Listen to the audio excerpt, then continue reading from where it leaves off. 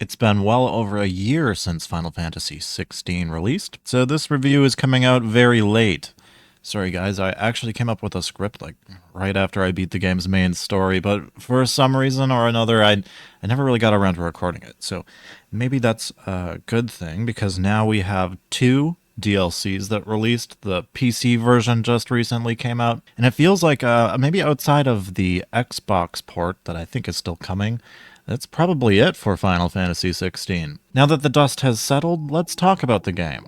What did it get right? And what did it get wrong? Well, first off, while the game was received very well by critics, I did notice that the Final Fantasy fanbase was a little bit more torn with this one. Or perhaps Final Fantasy XVI's detractors were just loud enough to drown out all of the positivity around the game, but that's kind of typical with the Final Fantasy series, as the design changes between games have always led to some sort of frustrations amongst the community. But it did seem a little bit louder than usual, at least from what I noticed.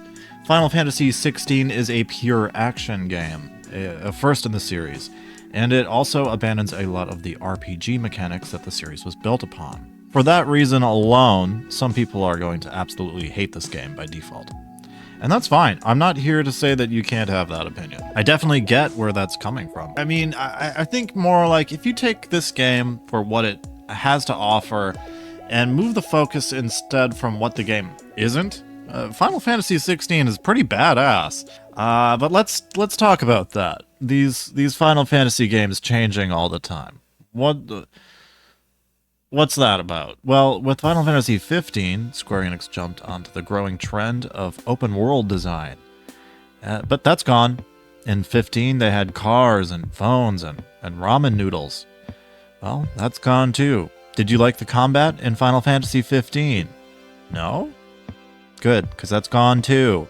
Did you like the game's focus on a group dynamic, and did you like the road trip vibes? Yeah, that's gone.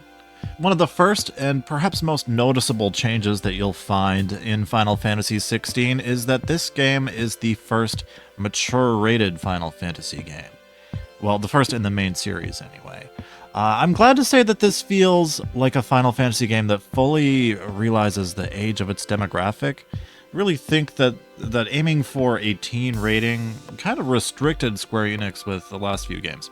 Because let's face it, in the PlayStation 1 era, you could get away with a lot of more risque things and still manage to hit that teen rating. But as the graphics got more realistic, and I do feel like maybe as rating boards got a little more strict, I feel like Square Enix had to tone down the use of blood and just really a lot of the mature themes that you might find in some of those PlayStation 1 games in general. With Final Fantasy XVI fully embracing the mature rating, it does it well. I will say it seems to do it in the most appropriate way for the series. There is more blood, there is some unsavory language. We've even got the first sex scene, I think, in a Final Fantasy game. But it never really feels gratuitous or out of place. It feels to me more like these things were probably already happening in Final Fantasy games. They would just fade to black or cut away before anything too graphic was ever shown. Or maybe in the case of like Final Fantasy VII Remake, just replace the blood with smoke or purple goo or stupid shit like that. With Final Fantasy XVI, though, I think taking that mature rating, I think that's the right move. This is a dark game. It's very serious in its tone. Probably the most serious a Final Fantasy game has really ever been, and that tone is consistent throughout the whole game. It never really strays away from that. This is very much Square Enix's dark and gritty take on what Final Fantasy could look like. And while I know that that's not going to be everybody's cup of tea, not everybody is going to love that bleakness, but for the most part for me, I really enjoyed the direction they went. And I think that Square Enix pulled off that mature rating very well.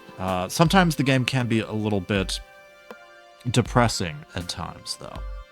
But let's move on from that big change there. In fact, let's just switch up this entirely.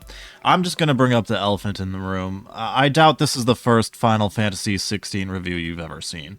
I mean, if it is, hey, that's pretty awesome. I appreciate you watching. But if you if you've seen any other reviews out there, there's one thing that comes up every single time, and that's the side quests. They suck, and they do. They really do.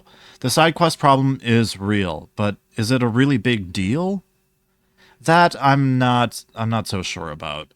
I don't know. I mean, it's optional content. You know, no one is shoving a gun in your face, forcing you to do stupid fetch quests. But I'm not going to lie, there are a lot of them, and for completionists that are out there trying to see everything the game has to offer, they're boring, and they do just seem to exist solely to extend the runtime a bit. But is Final Fantasy XVI the first game with bad side content? I mean, hell no, it's not. It just feels like this is where the discussion went every time I saw people talking about this game. Maybe not right now, maybe not recently, but like last year for sure.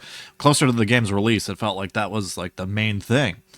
And we'll get back to that topic later on in the video. I just wanted to mention that right away. Yes, I'm aware the side quests suck. But I guess... I don't know. It's just like the main set pieces are just so intense. I don't understand how, like, that could be your takeaway from the game. But for a lot of people, it wasn't just the bad side quests. The biggest offender is the change to the combat system, which is now fully embracing an action style that the series has been kind of flirting with for, you know, probably about 10, 20 years now. And I think that this has been a long time coming. So while I guess you could be surprised if the last Final Fantasy game you played was on the Super Nintendo or something, to me, I'm just glad to see that the developers, they said they wanted to make an action game because that's what they like to play, and it's as simple as that. I don't think that there were higher-ups at Square Enix forcing their hand in development or anything like that. I don't think they had to switch gears halfway through the development process. I think they set out to make this game, and they made it, and this is it. Now, it's not the most in-depth action system of all time, but it's fully functional, and it's easy to learn. And it's actually, when you're better at the game than I am, once it's mastered, it looks very impressive. The combat system, it's fluid, it's always flashy, and no, they didn't chase like the Dark Souls difficulty or anything like that, but in my opinion, that extreme difficulty, I don't think that would feel at place in a Final Fantasy game. I mean, yeah, I do think that you should have a difficulty option, and maybe that's where this game kind of failed. On one hand is hiding the higher difficulty options to like post-game or New Game Plus. That's kind of a bad move. But for some people, any action system is going to be bad. In fact, for some people, if a Final Fantasy game is not turn-based or ATB, well, then some people are just not going to play it. And that's where the discussion, I feel like, started to move towards. You know, does Final Fantasy XVI even really feel like a Final Fantasy game? And that's where my short answer is yes, and my long answer is also yes. But it is an action. It's an action game now. There are some light RPG elements still, but it's not a full-on RPG. If that doesn't feel like Final Fantasy to you, okay, that's fine. But if that's the only thing that makes something Final Fantasy, the combat system, and that's it, then I don't think we'll ever see eye to eye on that one. The recurring story themes, the sense of adventure, the setting, the music, the chocobos, you know, there's so much more to the entire package that makes it feel like, I guess, what it is. But anyway, I think I already made a whole video about that topic alone. So with that out of the way, let's get into the story a bit, because this is obviously a huge factor when we're talking about Final Fantasy games. I'm always looking for a compelling narrative with good twists and turns to keep you guessing until the very end. And 16 definitely delivers that. And while the plot twists, maybe they're not quite as exciting, and they can be a little bit derivative of previous Final Fantasy games, I think what they do best is just the way that it's told. The story is told extremely well. between the production, the voice acting. I feel like the dialogue is probably written more realistic and stronger than ever. Probably where the game excels the most. It's undeniable, even in the Super Nintendo era, that these games were all about pushing cinematic storytelling to the extremes. The PlayStation Final Fantasy games were the first to include full-motion video sequences as a method of storytelling. And in Final Fantasy XVI, the game has you finally actually playing through like the evolution of what these insane cinematics were in the form of its crazy boss battles. And the results are breathtaking. Maybe a little bit simple in execution, but these boss battles are just absolutely jaw-dropping. Well, okay, so for some examples, maybe some light spoilers here. If you're not already completed with maybe about like 2/3 of the game, I'm just going to talk here, but like the Bahamut and Ifrit fight, that's going to stick with me as one of my favorite Final Fantasy moments, like maybe of all time. Flying through outer fucking space, fighting Bahamut, Jesus Christ. When people are talking about this game having like the highs of it being extremely high, moments like this is what they're talking about. And scenes like these are so completely over the top, and they're just insane to see. So maybe that's why it makes the low points feel a little bit more blah. And no, I'm not just talking about the side quests anymore. I'm talking about the pacing in general. I'm talking about the lulls in the main storyline, the timing of when, you know, they throw a shit ton of side quests at you, and what's going on in the main story when that unlocks. And that's kind of where the problem lies. After any huge event in the game, the story will purposely draw to a halt. The game will slow down your epic journey to a crawl as the main story quest sends you back to the hideaway, which is, you know, essentially your hub town, to give you some menial tasks to complete before you can continue on to the good stuff. And while I feel like this is most notable in the earlier chapters of the game, it's present throughout the whole story, and it's hard to ignore that the game does like to slow you down. Often. On one hand, it kind of feels like that gives you some time to absorb the story and let these big scenes have some more time to sink in. But on the other hand, there are some parts of the story where you just want to move on and keep going. Part of that is, yeah, okay, back to the side quests. And maybe you complete a big chapter and they dump 10 or 20 of these on you. If you ignore them, it's probably fine. I didn't play it that way, though. And yeah, you can get burnt out on some of the stupid side quests, and then when you finally get back into the main story, and even that's a little slow building up to the big moments, it can feel a bit dull at times. And I think the main reason for that, like obviously outside of the big scenes and the main storyline, the acting can be just really dry at times. And not from the main characters. The main cast seems really good for the most part. But when you're talking to some of these NPCs, they can be so boring. I'd occasionally just find myself missing or skipping over important information, and then things would come up later on in the game. They would maybe reference something that happened with this NPC like 20 or 30 hours ago, but it's just dull, and I don't remember anymore. And you know, maybe that one's kind of on me and my poor memory. But I guess more importantly, I guess they could have made some of these quest lines a little bit more light-hearted, maybe. This would have been the exact place to insert some of that good old Final Fantasy weirdness, some of the silliness that the game is actually lacking in. And I would say maybe that's, for me, that's probably my biggest issue that I have with the game. While I do love that Final Fantasy XVI embraces its mature rating, the game seems serious to a fault. I just wish there were maybe a few more lighthearted moments present here. Yeah, well, it's great seeing all the beheadings, and we get side boob, and there's blood that's not purple. And that's all great, but I do feel like the world is severely lacking in anything funny.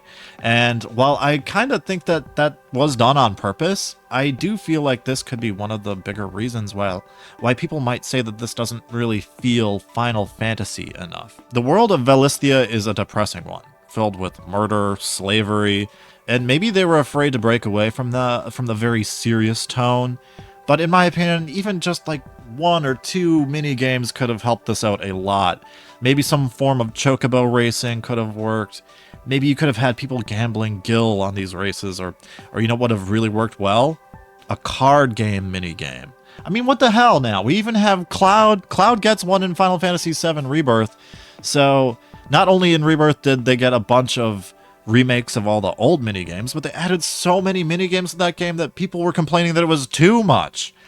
So why couldn't they give Clive anything to do in this game? They literally have a bar at the Hideaway where you got Gav and people are hanging out there. It would be the perfect place to add in a card game with maybe some light gambling, or I don't know, anything like that could have really worked. But let's go back to the gameplay.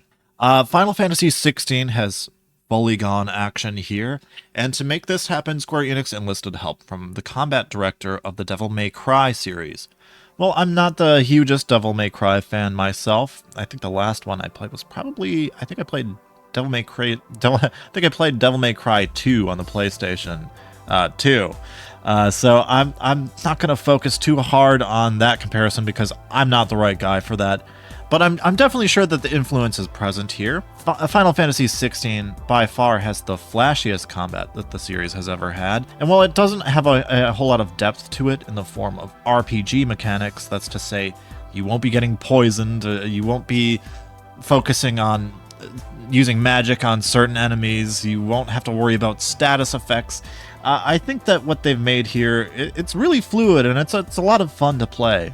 Clive is unfortunately the only controllable party member this time around, and yeah, I don't love that, but it's not like this is the first time that Final Fantasy ever tried to pull that. With Final Fantasy XV, when that game released, it was in a similar state, with Noctis being the only playable party member, and while they did eventually add DLC to add them in, I'm just pointing out that this isn't technically the first time they've ever done it. Unfortunately, while Final Fantasy XV did add some DLC to make the party members controllable and all that stuff, with 16 that doesn't seem to be the case. And I'll be honest, it still feels like a weird exclusion here. Throughout the back half of the game, Clive does have his companions joining him on his journey, and that just makes it feel even weirder, because they are AI controlled, but their contributions to the battle are I don't really know if they really add anything much to it. You can see them going for attacks and stuff, but I'm not sure how much they add to the actual damage and stuff like that. And while they're there, they're not even really talking. There's no party dialogue. There's no interacting with each other. And I mean, yeah, you do have Torgal throughout the whole game, but Torgal doesn't say much. And I feel like that's where it kind of made me miss the Final Fantasy 15 vibe, where they're constantly making jokes and comments to each other. Maybe a little bit too much in that game, but you know, you see that in 7, the 7 remake games have that present, so it definitely felt lacking here. But anyway, even though we only get to control Clive this time around, his actual playstyle can be customized with a variety of different iconic abilities, and as you play through the game and defeat important boss fights, Clive will unlock a variety of different powerful abilities. I actually think this is executed very well. The game starts you off with pretty basic combat, jump, slash, dodge, stuff like that. But by the end game, you've got more abilities, and you'll be switching between these icons, managing different cooldowns, trying to string together the most massive combo that you can. And it's pretty cool. It looks great. My only issue with the icon abilities is how boringly they upgrade. Boringly? I'm not sure if boringly is even a word, but I said it. And I guess that means that we're talking about, let's go back to those light RPG mechanics. So starting with the icon abilities, you can upgrade them, all of them, once to improve the damage, and then a second time to master it. Once it's mastered, then you're allowed to equip it freely.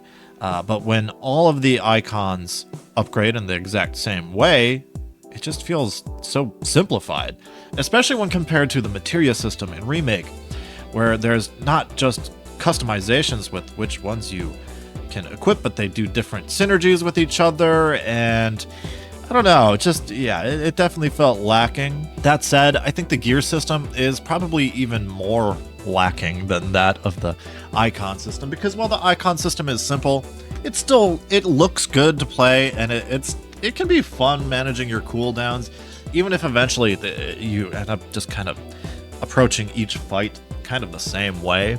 The gear system, though, upgrading your gear in this game can be described like this. Beat a boss fight. Go back to town, buy a new sword for maybe 5-ish more attack power. And let's be honest, that barely matters, but you know, you're going to take that 5 extra attack, move on. And there aren't different weapon types for Clive to try.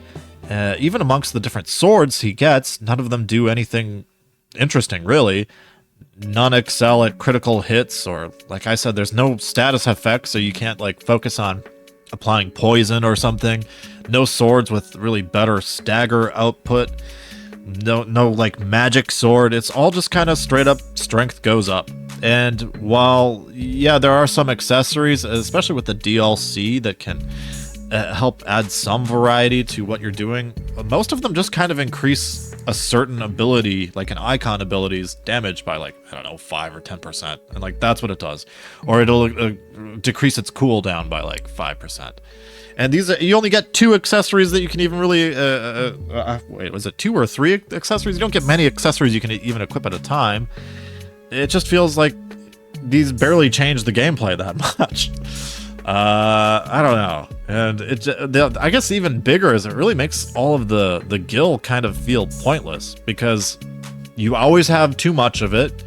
There's never really anything to buy outside of the one sword upgrade that you have at the moment, and side questing becomes really boring because you don't really get any items through the side quests. You just get gil. But what are you going to spend that gil on? It's just, it's kind of weird.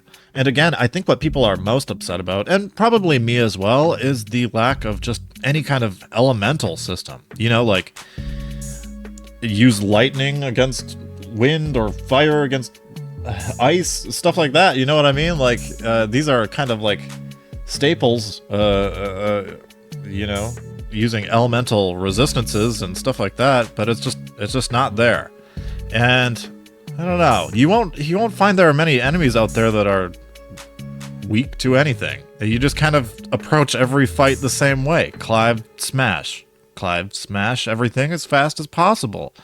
And while that can be satisfying, like I said, it can lead to the game feeling kind of samey after a while, and eventually you get a new icon ability maybe every like 10-15 hours in the main story. Equip that, try that out for a while, and I don't know. It just, you can see that there's a lot of room for improvement. It's not a bad system, but it could have used a little bit more time in the oven, I suppose. Let's move on to exploration. This one is a little bit weaker for me than the combat because, well, there's some glaring flaws with the combat. I still think it's a fun game to play, but with the world design isn't exactly my favorite thing. I think the segmented approach to the world design, it can be smart, you know, it can make moving from one map to one map a lot quicker than navigating through a giant open world where everything's all connected, but it comes at the cost of making the different maps feeling kind of disconnected. And the other thing with, I guess my other thing with it too, is some of these maps are kind of smaller, especially early on in the game. Everything feels extremely linear. Maybe once you're a little bit later on in the game, you find some more explorable areas, but there's really not a whole lot of point to exploring, as there's not really any, like, you won't find any hidden side quests or anything. Yeah, there's some monster hunts you can do in the open world, and that feels all right. But the rewards for the for completing them, you don't get any secret weapons or anything substantial there. So while it's kind of a mixed bag with exploration for me, I think the world is beautiful, but it's just kind of a little too empty, I guess. So while I would say that those elements aren't handled perfectly, you know, it does get the job done well enough. And let's get a little bit deeper into some of the story, I guess. The overarching story in Final Fantasy XVI is that of change. Villisthia is a dark and depressing world where magic users, who are referred to as bearers, they are enslaved, and the most powerful magic users, called the Dominants, they hold the magic ability of icons, those legendary creatures that I'm sure you've seen in other Final Fantasy games. These Dominants are used by various nations as a means of war and destruction, and all of this use of magic seems to come at the cost of draining the planet of its life. That sounds kind of familiar, right? Clive and his companions are set out on a journey to destroy these giant magical crystals called Mother Crystals, and these crystals are what bring magic into the world. It's a plan that they don't even know will work, but it's the best plan they've got to end the blight and hopefully change the world for the better. The story is filled with shocking twists and turns along the way. I was making my own little theories as to what would happen next. The game kept me guessing pretty much the entire time. Yes, as I mentioned, there are a few pacing issues, but overall, I definitely think that the story is done very well. I think part of the reason the story works so well is because the characters are so strong, and the cast is filled with such memorable characters who all have their own different places they come from and different motivations within this story, and they do a great job at bringing this whole different world to life. Maybe I would say, I guess the world building is a lot stronger than I think you've seen in a lot of other Final Fantasy games. I would say, like Final Fantasy XII gets a lot of praise for the way that it has its world building, and I think that this game is definitely on par with Final Fantasy XII's world building. Clive is also just one of the coolest Final Fantasy protagonists I think that we've ever gotten, and you get to see him go through a lot of growth as a character. The game starts with him in his tragic teenage years, which gives him, a whole lot of trauma to deal with. And we get a little time jump, and we get to see Clive experience basically 3 different distinct times of his life. And in these earlier sections of the game, I was a little worried that Clive would remain this dark, quiet type throughout the whole story. But really, the man's been through a lot, and in the middle-ish portion of the game, he does start to open up a little bit more, and you can see that you can see how this chaotic world shapes him into the crystal destroying badass that he does become. By the end of the game, Clive is truly a hero for the people, and I mean, I'm trying to go light on spoilers, of course. I don't want to go too deep into the details of the horrors that he has to overcome, but I will say it's a really great journey, and I'm just glad that they went with a protagonist who isn't, 16 years old. No offense if you're watching and you're, 16 years old. That's fine. I'm just saying I'm just saying it's great to have an adult here. Clive is then joined by some really great supporting characters. Sid, who basically serves as Clive's mentor in this story, steals the spotlight every time he's on screen. Sid helps shape Clive's path throughout this journey, and with some absolutely wonderful voice acting to go along with it. I think Sid's character here is definitely one of the more memorable Final Fantasy Sids, and you'll definitely see people making that argument for a long time to come. Then there's Jill, Clive's childhood friend and love interest.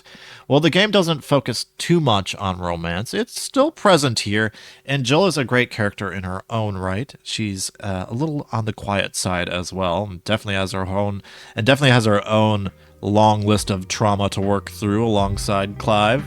They're kind of like the strongest but also saddest power couple we've gotten in a Final Fantasy game. Well, I don't know, maybe not a Yuna and Tidus might make a strong case for themselves too, but I've said it and I've said it again. This game is dark, and Jill's backstory is that of a slave. She's used for her abilities, treated like a weapon to be discarded once she's drained of her power. So yeah, you can see how she ended up kind of on the quieter side. Of course, then there's also Joshua, Clive's little brother. And how much can I say about Josh here without going really heavy into the spoiler territory?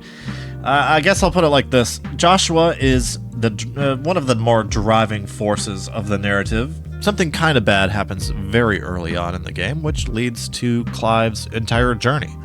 I'll just say Joshua represents the power of the Phoenix in this incredible story. Now, as far as the antagonists go, this is another area where I thought the game did a pretty good job. The world of Vedlisthia is huge, and Clive has opposing forces in every direction.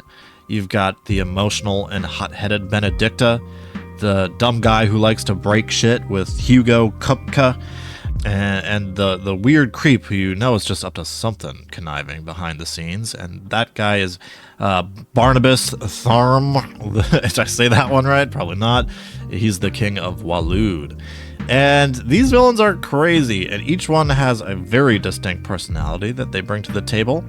It's unfortunate that, as villains, Clive does have to, spoiler alert, kill them. So, okay, that's not a spoiler, right? Are you guys surprised that Clive has to kill the villains? What do you think was going to happen in this game? But okay.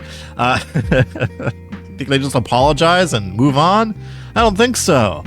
My only problem with this is that some of the characters with the bigger personalities, they do tend to leave the story early on.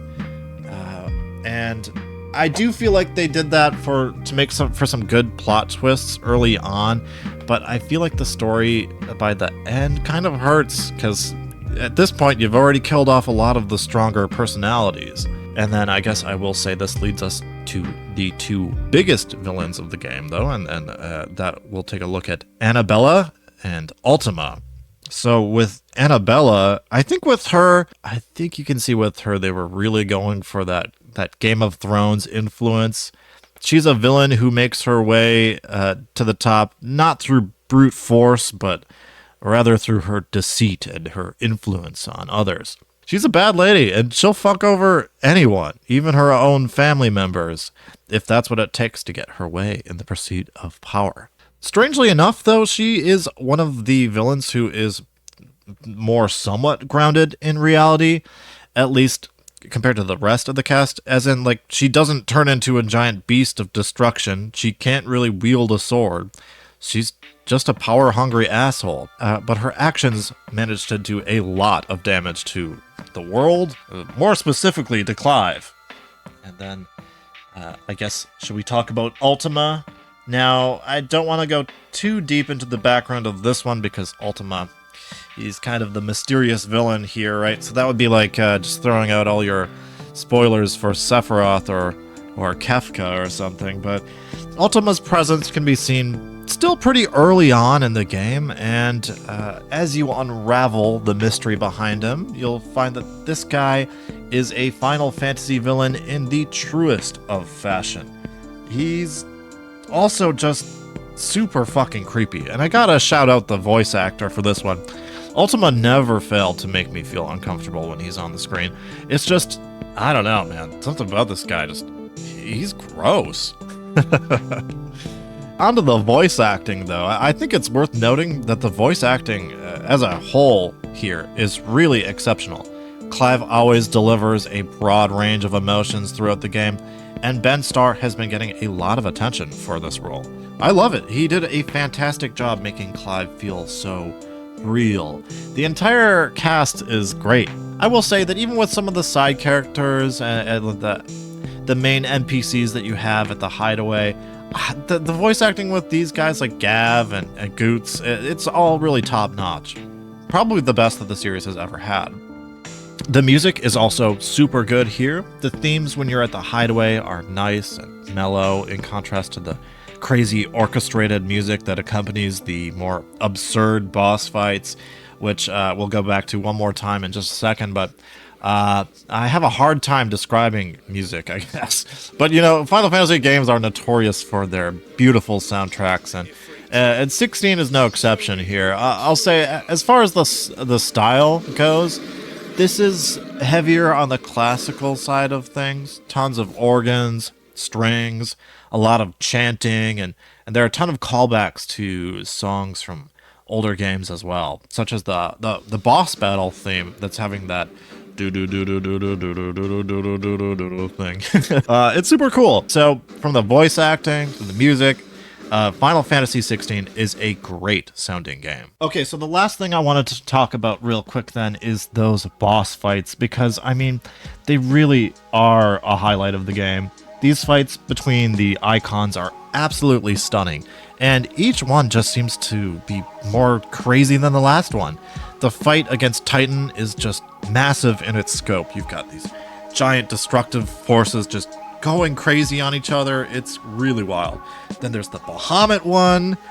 I already talked about that one. I don't want to show too much of this stuff, but I'll just say that these boss battles will really stick with me. And they have some of the craziest visuals that I think that we've seen on like the PlayStation, right? So with all that said, I guess I can summarize it like this. Final Fantasy XVI isn't perfect, but the game gets a lot more right than it gets wrong. The story is told very well and has a lot of great twists along the way. The action combat is really fun, and it allows for some crazy and stylish combos. Yeah, it's a little bit more on the simple side, but including a few RPG mechanics could have gone a long way there. But all things considered, this is a relatively straightforward game, and Yoshi P and the team have been straight up and forward about what they were creating. It's a story-driven action game, and it delivers exactly that. The game has a rich, somewhat depressing story filled with dark and mature themes, and Clive is one of the most compelling protagonists that I think the series has had in years. Yeah, the side quests are there, and they're boring, but outside of a few minor issues, I still had a lot of fun playing through 16, and I think it's way more of a complete package than Final Fantasy 15 was. I think I had a lot more fun with this than Final Fantasy 13, which I kind of put down very early on when that game released. So, lastly, here in the game's post-release, we did get 2 DLCs that take place during the main game story before the ending.